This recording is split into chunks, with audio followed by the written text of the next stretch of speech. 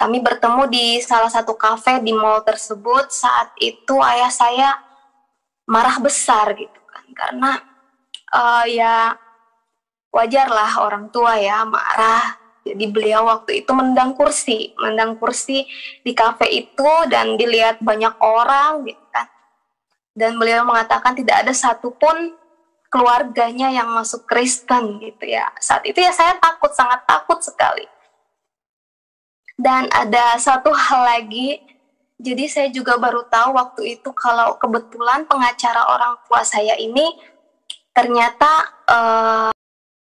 Shalom saudara-saudara yang dikasihi Tuhan. Kesempatan ini kita akan mendengarkan kesaksian dari seorang ibu muslimah asal Kalimantan Utara. Dia boleh dijamah oleh Tuhan Yesus, dan ketika dia percaya Yesus sebagai Tuhan dan Juru Selamat, keluarganya atau orang tuanya tidak setuju. Dia marah, tapi ia tetap tidak peduli, tetap meyakini bahwa apapun yang terjadi, dia sudah diselamatkan oleh Tuhan. Bahkan juga dia pernah disuruh oleh Ustadz untuk mengucapkan 2 kalimat syahadat, tapi dia tetap tidak mau. Sungguh luar biasa bahwa apapun yang terjadi, karena dia sudah dipilih oleh Tuhan, dia sudah diselamatkan, sehingga tidak ada apapun yang akan memisahkan dia dari Kristus. Kita dengarkan bersama-sama videonya berikut ini. Saya memperkenalkan diri sebelumnya, nama saya Emma. Saya berasal dari Kalimantan Utara. Ya, dalam kesempatan ini saya ingin menyampaikan saksian saya, yaitu ketika proses saya mengikut Tuhan Yesus. Jadi awal proses saya itu bermula tahun 2011, yang mana saya bekerja di salah satu perusahaan tambang batu bara di kota saya gitu ya. Ya, jadi saat itu saya tinggal di mes karyawan yang khusus wanita. Nah, saat itu ada salah satu teman saya yang beliau itu punya kebiasaan suka mutar lagu rohani gitu ya setiap pagi harinya. Ya, dari situ saya merasakan ada suatu kedamaian ketika saya mendengar lagu rohani itu gitu, yang sebelumnya saya tidak pernah rasakan gitu ya, karena memang yang saya tahu mendengar lagu rohani itu adalah suatu yang haram untuk kami gitu ya. Ya, tapi dari situ mulailah muncul rasa penasaran saya. Saya penasaran dengan teman saya ini. Saya penasarannya kok imannya ini kelihatannya kuat gitu ya. Padahal di satu mes itu kan kita berbeda keyakinan juga. Ada dan mayoritas sebenarnya Muslim gitu kan. Nah, jadi saya sempat mencari tahu tentang kekristenan saat itu, tapi itu tidak berlangsung lama gitu ya, karena jadi rasa penasaran itu hanya lewat aja gitu, jadi cuman sebentar aja. Kemudian seiring berjalannya waktu, saya bertemu sama suami saya yang dulunya adalah rekan kerja saya, dan kita ada ketertarikan satu sama lain gitu. Tapi dia juga tidak lama bekerja di perusahaan kami gitu kan, karena dia lebih dulu resign dari saya. Tapi saat itu ketika kita bekerja di satu kantor, saya sempat mengenalkan beliau kepada keyakinan saya gitu. Jadi di kantor itu ada musola gitu kan. Waktu itu saya mau sholat. Saya sempat mengajak beliau untuk sholat gitu, cuman dia juga tidak menanggapi dengan serius waktu itu gitu. Tapi beliau ini juga tidak berusaha mengenalkan saya sama keyakinannya gitu kan. Nah, justru inilah yang membuat rasa penasaran saya yang sebelumnya itu muncul kembali gitu. Nah, jadi saat itu saya mulai deh itu googling kesaksian orang Kristen yang masuk Islam, dan kesaksian orang Islam yang masuk Kristen gitu kan, karena saya mau melihat secara luas gitu, jadi tidak di satu sisi saja. Kemudian lama-kelamaan saya merasa semakin tergoncang gitu kan, dengan rasa penasaran yang belum terjawab gitu. Ya, dan juga sebenarnya dicampur dengan pergumulan diri, dan memang ada pergumulan keluarga juga saat itu gitu. Ya, saya merasa saat itu tidak ada tempat saya untuk bertanya. Belum ada yang saya bisa percayai, bahkan orang tua saya gitu kan, karena ya saya takut mereka marah gitu. Akhirnya saya galau gitu ya, mungkin karena juga usia saya masih muda saat itu, saya merasakan galau gitu. Dan akhirnya saya mengajukan resign. Saya merasa saya susah nih fokus untuk bekerja gitu kan, tapi saat itu tidak disetujui sama HRD kami, dan perusahaan saya akhirnya menawarkan untuk saya pindah ke site yang lain. Nah, kebetulan site ini dekat dengan rumah orang tua saya. Akhirnya saya pindah ke site yang lain ini, dan saya tidak tinggal di mes lagi. Saya akhirnya tinggal di rumah orang tua saya. Nah, saat saya pindah ini, saya akhirnya memutuskan lepaskan jilbab saya. Jadi sebelumnya saya memang berjilbab gitu ya. Tapi orang tua juga saat itu tidak curiga kenapa saya melepas jilbab saya gitu kan. Nah, semakin lama saya semakin gelisah mencari jawaban atas pertanyaan-pertanyaan saya. Saya waktu itu punya keinginan untuk mendatangi salah satu gereja di kota saya gitu. Tapi masih ada rasa takut. Karena saya takut kalau saya mendatangi gereja ini, bisa aja ada keluarga dari orang tua saya yang melihat dan melaporkan ke orang tua gitu kan. Akhirnya saya nggak jadi untuk mendatangi gereja di sana gitu. Semakin lama ya saya semakin merasa gelisah, galau gitu. Saya merasa saya sendirian gitu. Tidak ada tempat untuk saya bercerita. Akhirnya saya mengajukan resign lagi untuk kedua kalinya. Sambil saya mengajukan resign ini, saya juga sambil mengajukan lamaran kerja saya di luar kota. Yang saya berharap ketika saya bisa kerja di luar kota gitu, saya mungkin bisa leluasa untuk mendatangi gereja dan berkonsultasi gitu kan. Ya akhirnya saya pun mendapat panggilan wawancara di Balikpapan waktu itu, dan saya izin sama orang tua kalau saya ada wawancara dan sekaligus saya cuti. Jadi orang tua waktu itu belum tahu kalau saya mengajukan resign gitu kan. Nah, akhirnya saya pun berangkat ke Balikpapan, dan setelah wawancara saya dan pacar saya ini pergi liburan ke Jakarta gitu kan. Jadi ya dari sinilah awal kesalahpahaman antara keluarga saya dan keluarga suami gitu kan, karena ya ternyata di kantor kami itu sudah tersiar kabar kalau pacar saya ini membawa kabur saya gitu kan. Tapi ya memang inilah kesalahan kami berdua. Jadi ada satu ayat yang menyentuh hati saya gitu ya. Mungkin Pak Franky bisa bantu, ada di Lukas 5 ayat 31 sampai 32.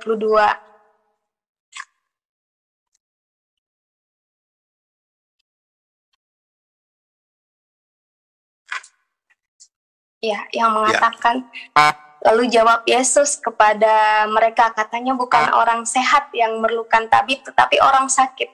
Aku datang bukan untuk memanggil orang benar, tetapi orang berdosa supaya mereka bertobat.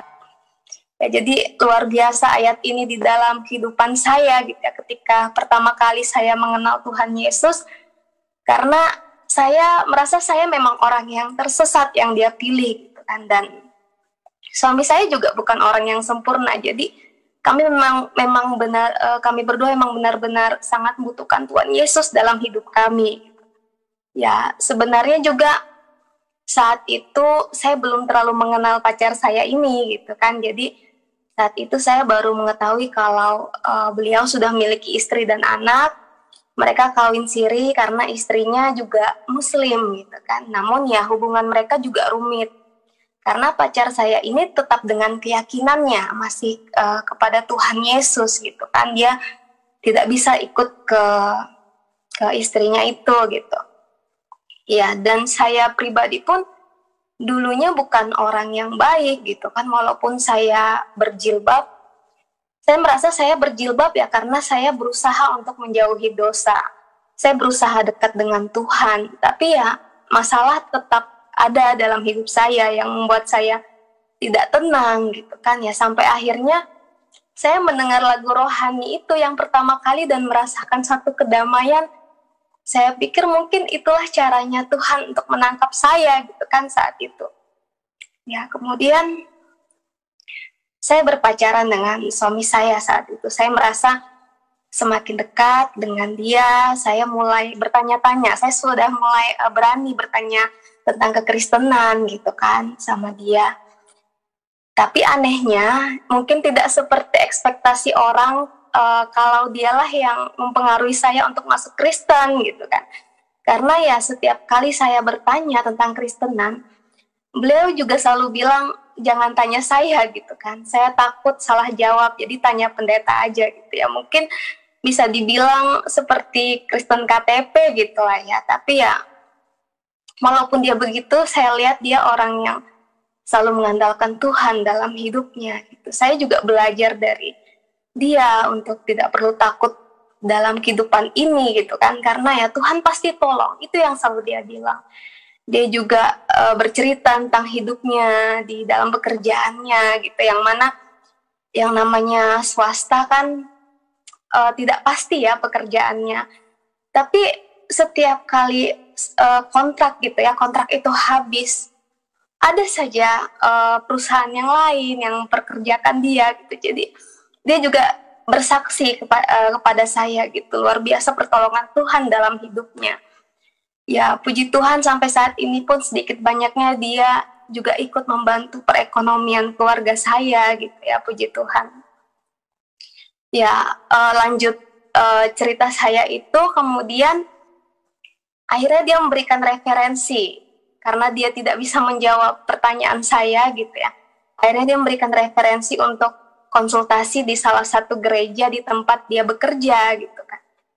Nah, jadi saat itu saya menghubungi tim pelayanan di gereja tersebut dari informasi buletin yang dia berikan kepada saya gitu kan. Jadi saya sempat berkonsultasi waktu itu selama seminggu dengan gembala gereja di sana dan sempat mengikuti kegiatan-kegiatan pemuda gereja juga di sana. Dan akhirnya saya pun dibaptis di sana setelah beberapa minggu.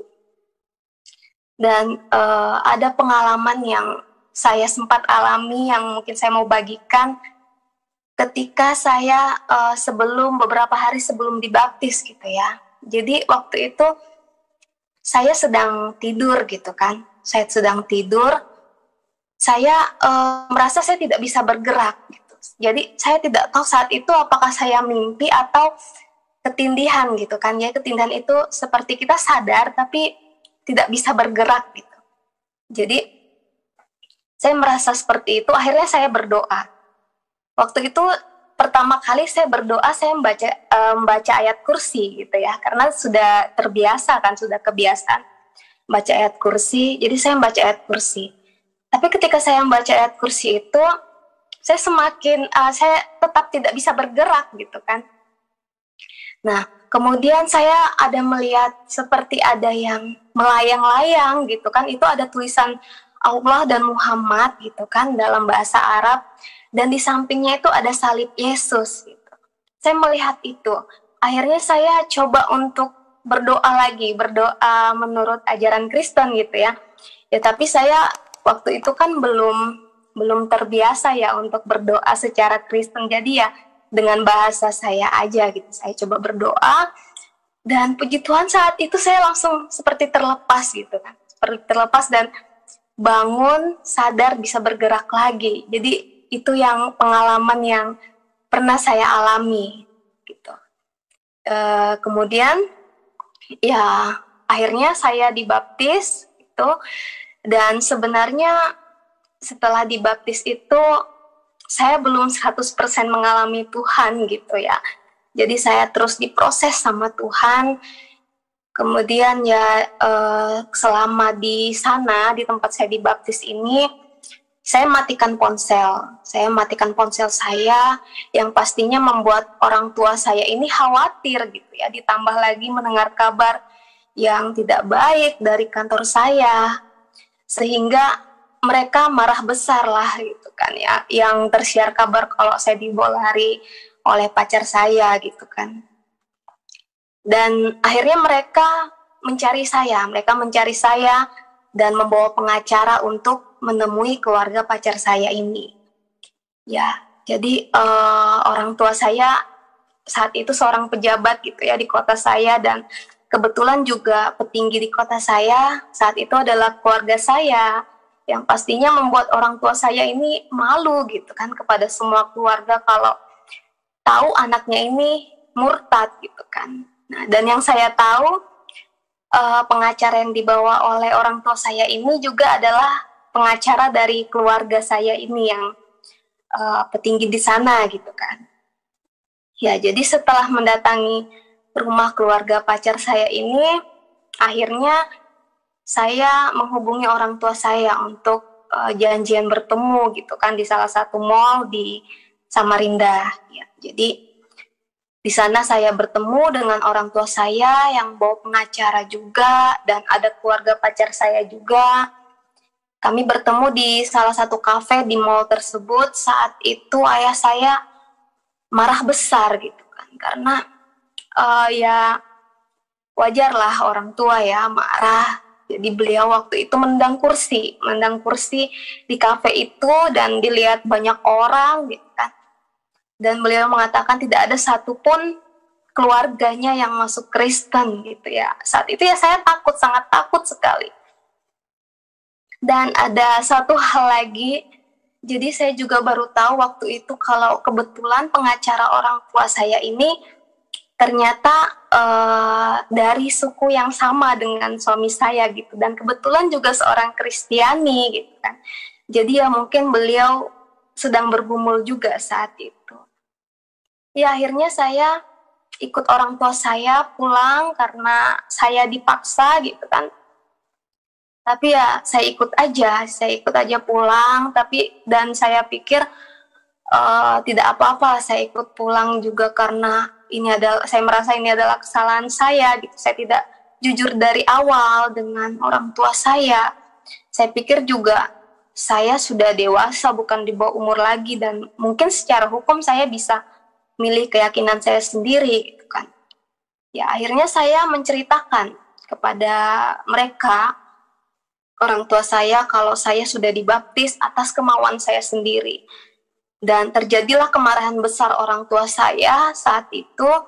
Mereka pun memperlakukan saya seperti orang yang sakit gitu kan, karena mereka pikir saya ini sudah disantet sama pacar saya gitu kan. Ya akhirnya mulailah saat itu saya dibawa ke para ustadz dan orang pintar. Saya dimandikan dengan air kembang gitulah ya, dan harus minum air yang sudah dibacakan ayat sebelumnya. Tapi ya hati saya tetap ada Tuhan Yesus gitu kan. Kemudian saya juga sempat izin ke orang tua saya. Waktu itu saya izin untuk pindah ke kos di daerah tengah kota yang lumayan jauh dari rumah orang tua gitu. Saya minta izin karena saya juga tidak diizinkan ke gereja sama mereka gitu kan. Jadi saya pikir lebih baik saya pindah ke kos. Ya sebenarnya saya tidak diizinkan gitu kan untuk pindah ke kos, tapi ya saya mulai nekat memindahkan barang-barang saya. Nah, ketika saya mulai bersih-bersihkan di kos ini, datanglah orang tua saya waktu itu yang sebelumnya saya pikir mereka mungkin mau mengunjungi saya aja gitu kan. Jadi ya saya sambut mereka, saya beritahu tempat kos saya sambut mereka. Tapi saya kaget ketika saya turun ke parkiran gitu ya. Saya sudah melihat ada 2 mobil. Ternyata orang tua saya membawa keluarga besar kami gitu kan. Dan ketika mereka turun dari mobil itu, mereka langsung menyiramkan air dalam botol gitu pada saya. Mungkin itu adalah air yang sudah dibacakan gitu kan. Ya pastinya itu juga jadi tontonan orang-orang di sekitar kos saya. Ya akhirnya saya dibawa paksa saat itu masuk ke dalam mobil, dan jari kaki saya tuh ditekan-tekan gitu kan oleh seorang, nggak tahu mungkin itu dukun atau apa, ketika dalam mobil itu. Jadi mungkin mereka berpikir kalau saya ini kerasukan gitu kan, padahal ya saya sangat sadar waktu itu gitu. Ya akhirnya saya dikurung. Saat itu saya dikurung, dompet saya diambil dan Alkitab saya dibakar. Saya tidak tahu sih apakah dibakar atau dibuang gitu ya. Pokoknya diambil Alkitab saya. Akhirnya saya kabur lagi untuk kedua kalinya. Saya kabur, saya kembali ke kota tempat saya dibaptis, dan saya tinggal di rumah orang tua angkat saya di sana saat itu. Ya, jadi tahun 2013 itu saya menikah dengan pacar saya ini. Kami minta tolong untuk dinikahkan di sana karena saya juga hamil gitu. Saat itu keluarga kami masing-masing tidak ada yang menyetujui gitu kan. Jadi ya memang keadaan saat itu memang sulit. Kami pun menikah ya apa adanya karena tidak punya modal. Jadi kami pun membeli cincin kawin yang paling murah saat itu gitu kan. Kemudian ya setelah menikah, saya tinggal dengan orang tua angkat saya, sementara suami bekerja di Samarinda saat itu. Jadi kami berpisah sementara suami bekerja di Samarinda, saya di tempat saya dibaptis itu adalah di daerah Kubar gitu ya. Saya tinggal di sana bersama orang tua angkat saya, yaitu karena kami masih takut gitu dengan orang tua saya yang masih mencari-cari saya. Jadi lebih baik kita berpisah sementara. Jadi selama saya tinggal bersama orang tua angkat saya, puji Tuhan saya banyak sekali dibantu oleh pemuda gereja, jemaat, gembala, dan hamba-hamba Tuhan di sana. Bahkan saya tidak membawa pakaian yang banyak saat itu gitu kan. Tapi itu diberikan pakaian oleh kakak-kakak pemuda di sana. Ya mungkin di sini juga ada kakak yang hadir ya melalui Zoom ini. Ya puji Tuhan mereka mau menerima saya yang dulunya adalah orang asing gitu. Kami memang dulunya ya emang tidak terbuka sepenuhnya gitu kan pada mereka, dan mereka juga belum tahu sepenuhnya keadaan kami. Tapi ya luar biasa kasih Tuhan melalui mereka itu sehingga mereka mau mengurus pernikahan kami. Bahkan dulu orang tua angkat saya juga pernah menawarkan kepada saya untuk menyekolahkan saya teologi gitu kan. Ya, tapi saya tidak bisa terima tawaran tersebut karena keadaan juga. Tapi puji Tuhan kemarin saya sempat diikutkan program Share It itu dari gereja di tempat kami beribadah saat ini gitu. Itu adalah pelatihan penginjil gitu ya. Untuk umum sepertinya itu waktu itu dibuka ya. Jadi tidak bisa saya lupakan kebaikan-kebaikan mereka kepada saya, dan belum bisa juga saya membalasnya gitu. Jadi mungkin ini bisa jadi momen kesempatan saya juga untuk menyampaikan terima kasih yang sebesar-besarnya gitu ya kepada mereka, sekaligus permohonan maaf kalau sudah merepotkan selama saya di sana gitu ya. Dan saat itu juga ada teman kuliah saya juga di sana yang bantu saya, dan teman kuliah saya ini tahu betul gitu ya kalau saya ini muslim ketika kita kuliah sama-sama.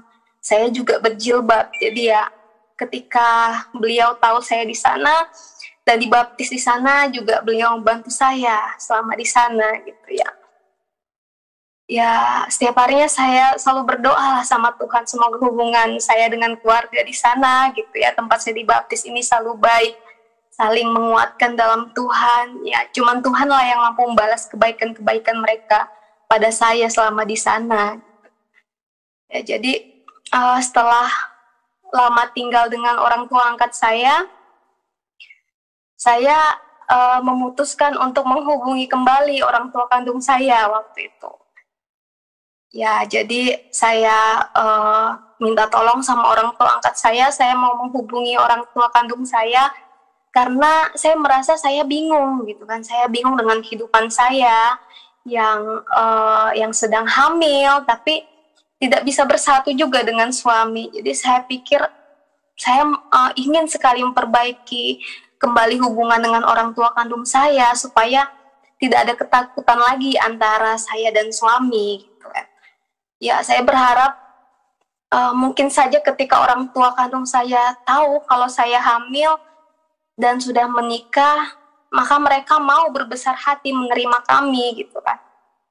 Jadi akhirnya saya menelpon orang tua kandung saya, menceritakan keadaan saya saat itu, dan respon mereka sangat baik gitu ya. Mereka akhirnya mau bertemu dengan saya dan membawa pulang saya waktu itu. Mereka juga berjanji mau membuatkan acara pernikahan kami gitu kan. Ya, jadi orang tua angkat saya pun mengantarkan saya untuk bertemu orang tua kandung saya waktu itu. Saya berangkat bersama orang tua kandung saya dan ternyata saat itu kita tidak langsung pulang ke kota saya gitu kan. Tapi mereka membawa saya liburan ke Jakarta waktu itu sama keluarga, dan ya ternyata ada maksud lain dari situ gitu. Jadi mereka mau mempertemukan saya ternyata dengan seorang kiai di sana.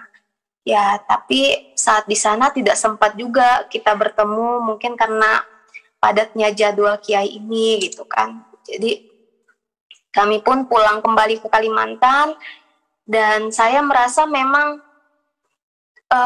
mereka sepertinya memang tidak serius gitu kan mengatakan mau menerima keputusan saya. Saya pun dikumpulkan kembali dengan keluarga besar dan saya bilang yang sejujurnya gitu kan dengan mereka, ya kalau saya sudah percaya Yesus gitu kan, inilah keputusan saya dan sebenarnya Tuhan Yesuslah yang memilih saya, dan saya minta maaf yang sebesar-besarnya kepada keluarga besar saya. Mungkin saya sudah menyakiti hati keluarga gitu kan. Jadi ya saya juga mengatakan kalaupun saya dipaksa untuk sholat gitu kan, mungkin aja saya bisa sholat dengan gerakan sholat seperti biasanya, tapi itu akan percuma gitu karena ya hati saya tetap tujuannya ke Tuhan Yesus gitu. Jadi teruslah upaya-upaya mereka gitu kan. Bahkan ada satu ustadz yang sempat memaksa saya waktu itu untuk mengucapkan 2 kalimat syahadat gitu kan. Ya karena saat itu ada orang tua saya juga di sana, beliau bilang ini hanya untuk menyenangkan hati orang tua saya gitu.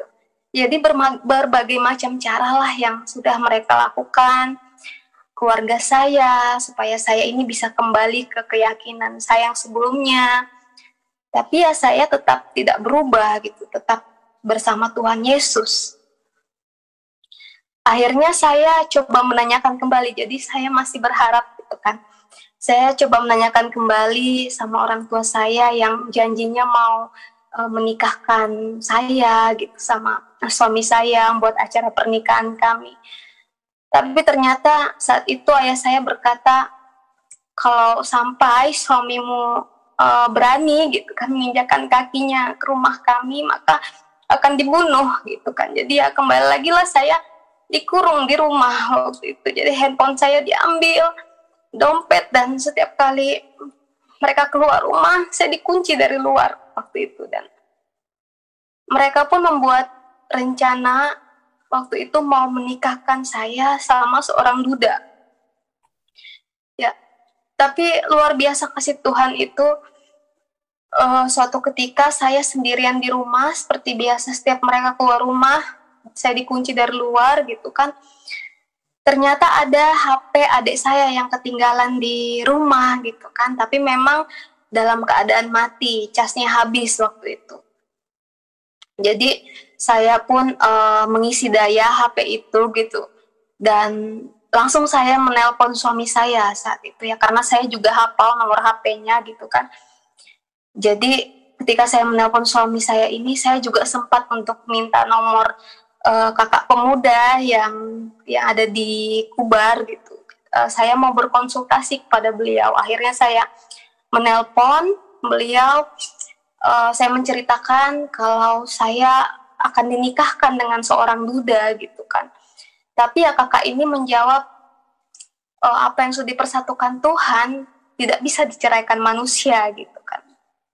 Dan kita pun sama-sama berdoa saat itu. Ya akhirnya saya sama suami saya buat janji. Kita buat janji untuk bertemu gitu kan. Dia mau menjemput saya, tapi karena saya tidak punya handphone saat itu untuk bisa kami tetap terhubung, jadinya kami menetapkan waktu dan tempat bertemu saat itu juga gitu.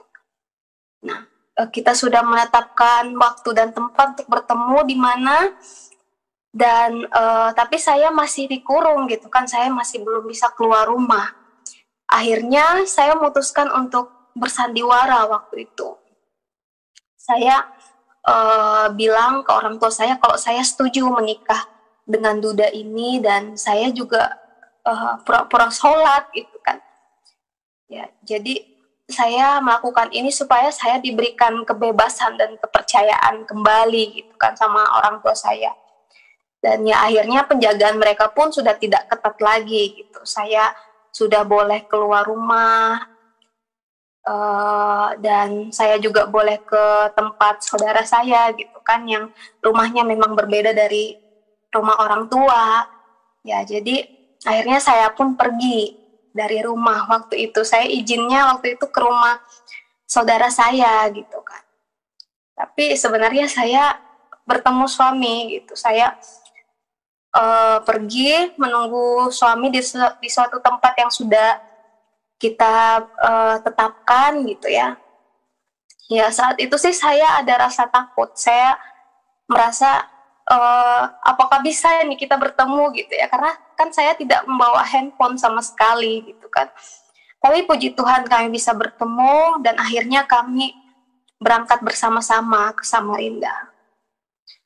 Saat itu perasaan saya ya campur aduk gitu kan, antara saya sedih meninggalkan orang tua saya, tapi juga saya merasa senang gitu kan kalau anak saya ini bisa bersama bapaknya.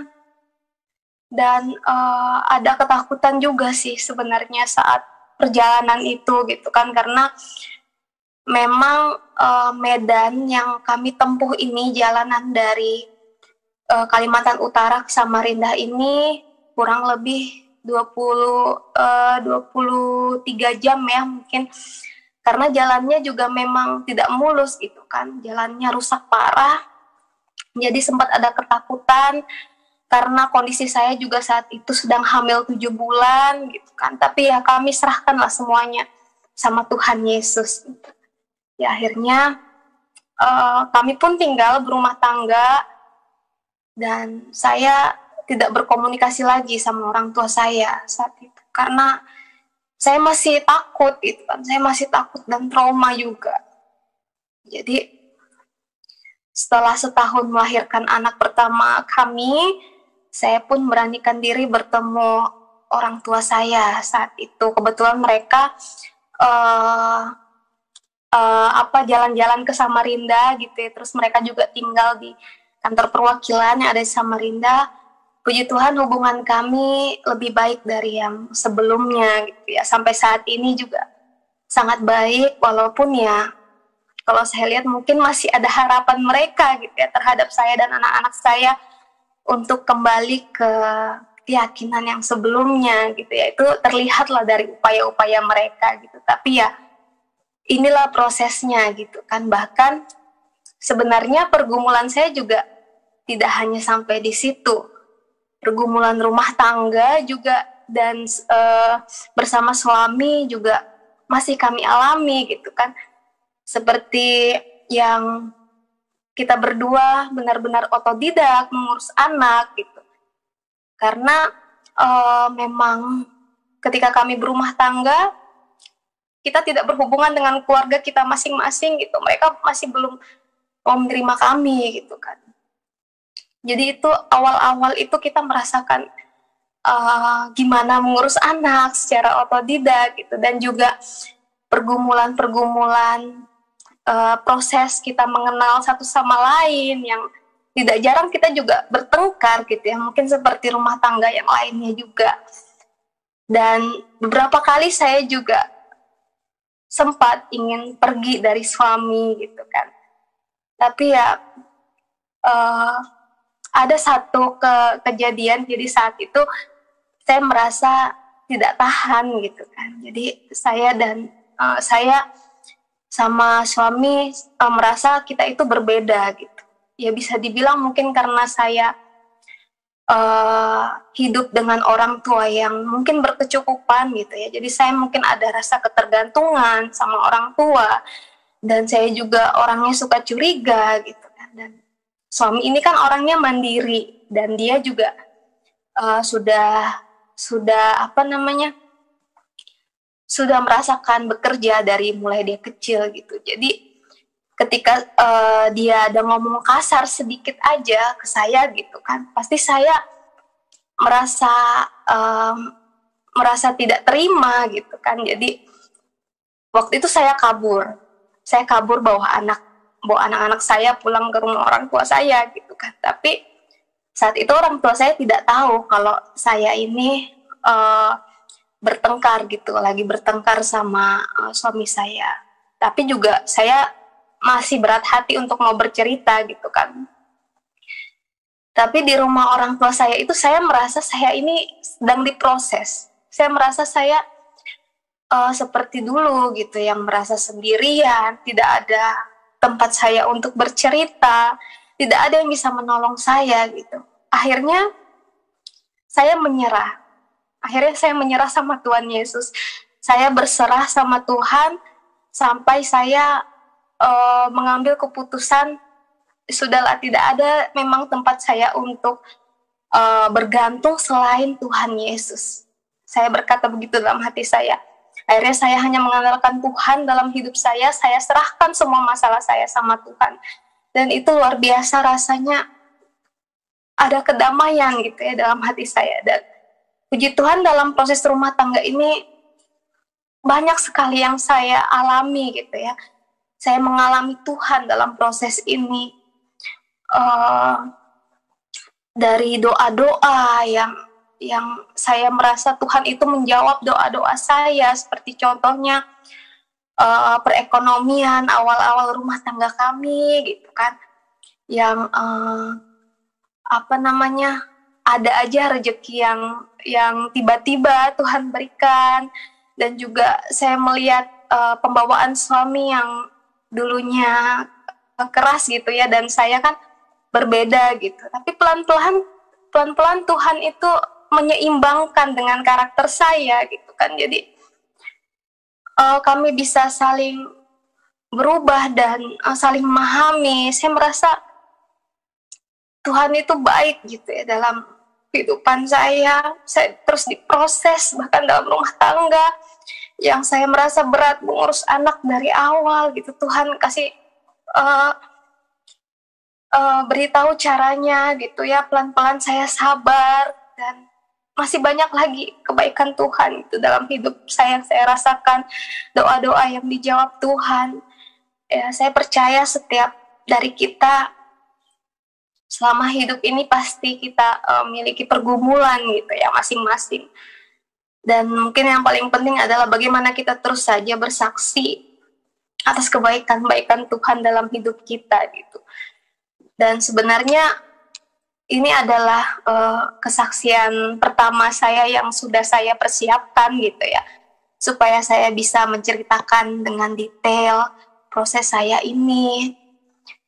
Saya mengingat-ingat kembali yang terjadi berapa tahun yang lalu gitu. Karena sebenarnya dulu saya pernah juga bersaksi di gereja kami gitu di Samarinda, namun ya memang saat itu belum ada persiapan gitu. Jadi saya merasa belum lengkap gitu sih. Demikian kesaksian Ibu ini, semoga boleh menguatkan iman kita, memberkati kita sehingga dalam hidup kita, kita akan semakin sungguh-sungguh memiliki keyakinan bahwa Yesus adalah Tuhan dan Juru Selamat, dan apapun yang terjadi, tidak ada apapun yang akan memisahkan kita dari kasih Kristus. Sampai jumpa di video-video berikutnya, dan Tuhan Yesus memberkati.